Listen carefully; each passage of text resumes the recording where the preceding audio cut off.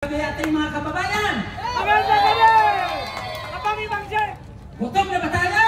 Aba! Nahirapan ba tayo? Okay, hirap na! Mayroon ba mustisya sa ating bayan? Wala! Yan ang problema. Bakit? Dahil sa mga dinastiyang politiko, sa mga pulgas na politiko. Ano ibig sabihin ng pulgas? Politikong galing at sinungaling. Pulgas.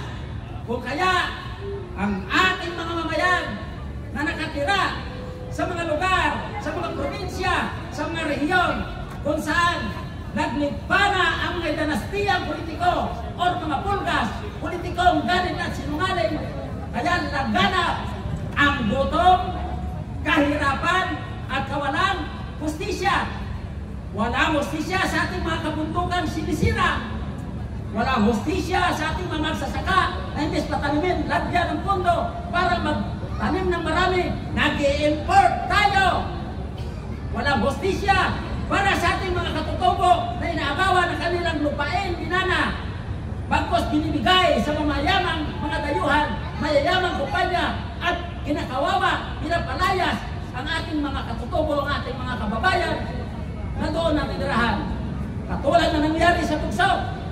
Ang ganda ng ating mga katutubo, ang kanilang kabuhayan, biglang pinasok na malaking kumpanya tulad ng San Miguel at pinapalaya sila.